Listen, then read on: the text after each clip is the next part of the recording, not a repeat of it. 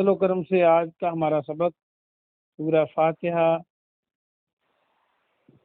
سے شروع کریں گے، اور قرآن پاک کھول لیجئے۔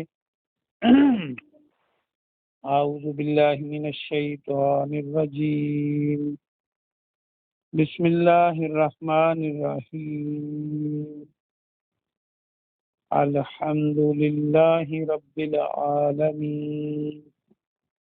الحمد خاص تعریف، تمام تعریفیں۔ حمد یہ اردو کا لفظ حمد و نعت، حمد اور نعت، حمد اللہ کی تعریف اور نعت نبی پاک صلی اللہ علیہ وسلم کی تعریف جو ہم شعروں میں کرتے ہیں اسے ہم اردو میں حمد اور نعت کہتے ہیں۔ اسی لیے آپ نے پاکستان میں دیکھا کہ اردو کی تمام کتابیں ہر جماعت کی، چھوٹی جماعت میں تقریباً 10 جماعت تک، تو پہلا حمد ہوتا ہے اور پھر نعت ہوتی ہے۔ تو الحمد کی معنی سب تعریفیں، خاص تعریفیں اللہ کے لیے۔ لام کا معنی کے لیے، اللہ کے لیے۔ رب العالمین، رب کے معنی بہت سے معنی ہے، پالنے والا، مالک، آقا، عالمین جہانوں کا۔ اور جو رب ہے یہ اللہ نے اپنے لیے بھی استعمال کیا ہے، غیر اللہ کے لیے بھی استعمال کیا۔ رب کا جب اللہ کے لیے ہوگا تو غیر محدود ہوگا، جب غیر اللہ کے لیے ہوگا تو اس کی حدیں ہوتی ہیں، یہ کم معنی رکھتا ہوتا ہے۔ عالمین، یہ جو عالم ہے یہ اس کی جمع ہے۔ اچھا، یہ دو لفظ بڑے بولے جاتے ہیں، عالم اور عالم۔ عالم ہوتا ہے جہان، عالم علم رکھنے والا، تو عالمین سب جہان۔ اب یہ اللہ کے لیے استعمال ہوا ہے تو اس کے معنی غیر محدود ہے۔ ترجمہ یہ ہوا الحمد للہ رب العالمین، سب تعریفیں، خاص تعریفیں اللہ سبحانہ و تعالی کے لیے ہیں، جو سارے جہانوں کا رب ہے، پالنے والا ہے، مالک ہے، آقا ہے۔ الرحمن الرحیم، رحمان ہے اور رحیم ہے۔ رحمان مہربان کو کہتے ہیں، رحیم رحم کرنے والے کو کہتے ہیں، اور یہ دونوں رحمان اور رحیم مبالغے کے صیغے ہیں۔ بہت ہی مہربان، بہت ہی رحم کرنے والا، اور اس کا ترجمہ یہ بنا کہ وہ بہت ہی مہربان اور بہت ہی رحم کرنے والا۔ مالک یوم الدین، مالک ہے یوم کا، الدین قائم ہونا،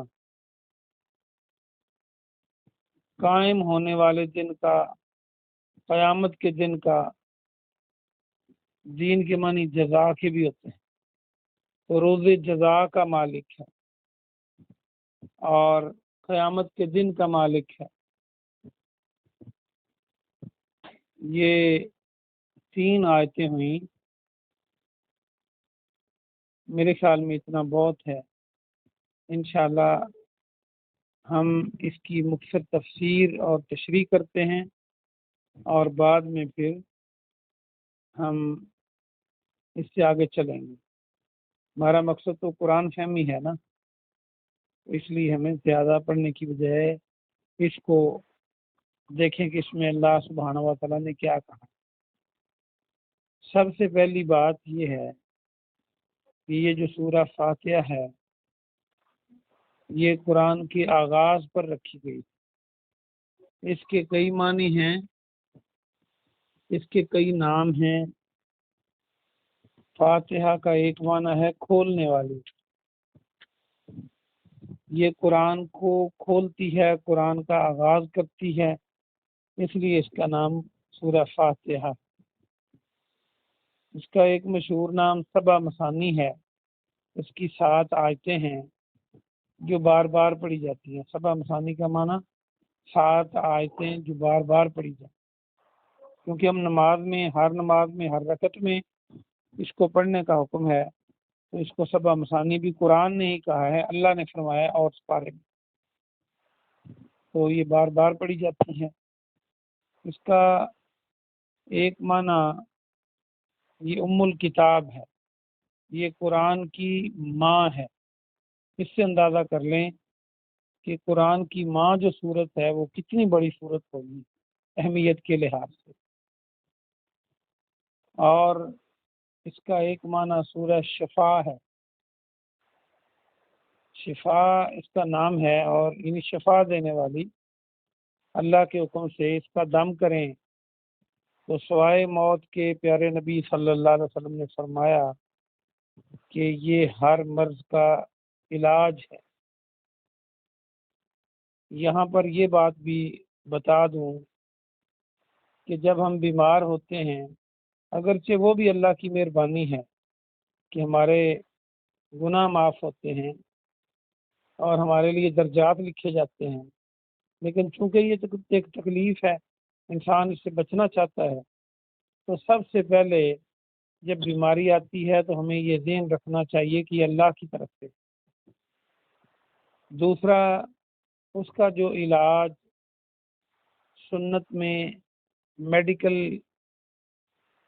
لینگویج میں، میڈیکل دنیا میں ہو، وہ کرنا چاہیے، کیونکہ علاج کرنا بھی سنت، پرہیز بھی کرنے چاہیے، یہ بھی سنت، لیکن یقین اور عقیدہ یہ رکھنا چاہیے کہ یہ اللہ کی طرف سے ہے اور اس کو اللہ نے دور کرنا ہے۔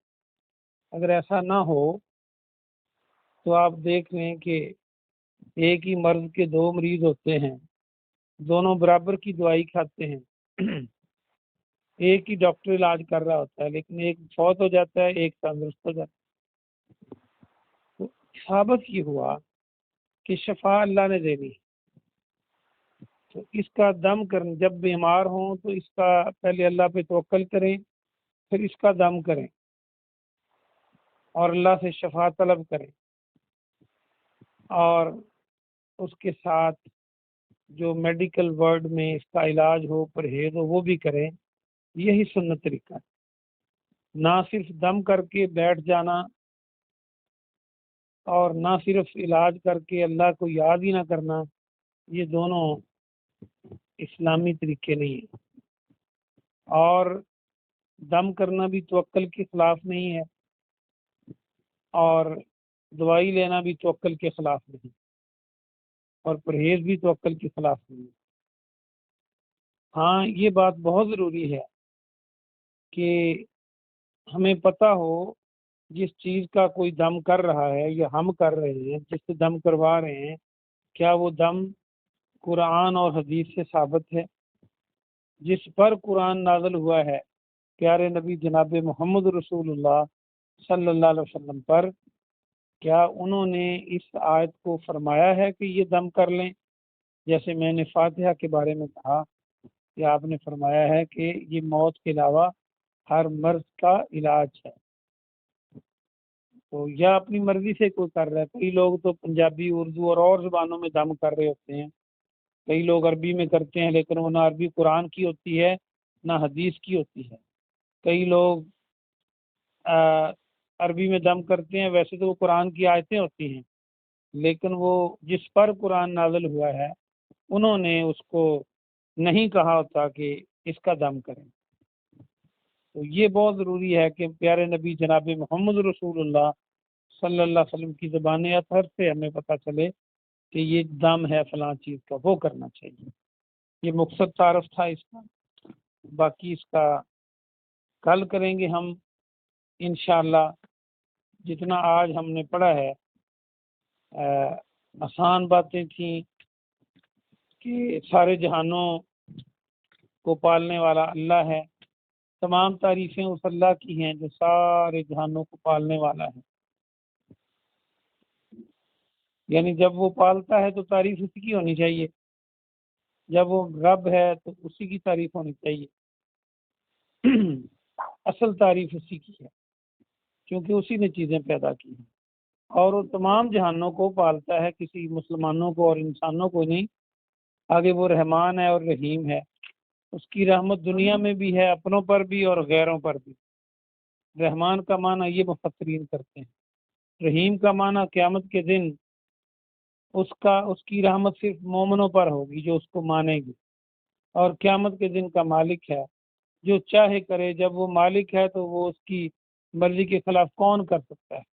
آپ کسی چیز کے مالک ہوں جو مرضی کریں، تو قیامت کے دن کا مالک اللہ ہے۔ یہ آج کا ہمارا سبق تھا، اور دوسرا اس میں یہ ہمیں سبق ملتا ہے کہ قیامت قائم ہوگی، ایک دن ہوگا، اس میں حساب کتاب ہوگا، ہمیں اس کی تیاری کرنی ہے۔ اللہ پاک سے دعا ہے کہ اللہ پاک آپ کو اور مجھے عمل کی توفیق عطا فرمائے، آمین۔ کوئی سوال ہو تو آپ کر سکتے ہیں انشاء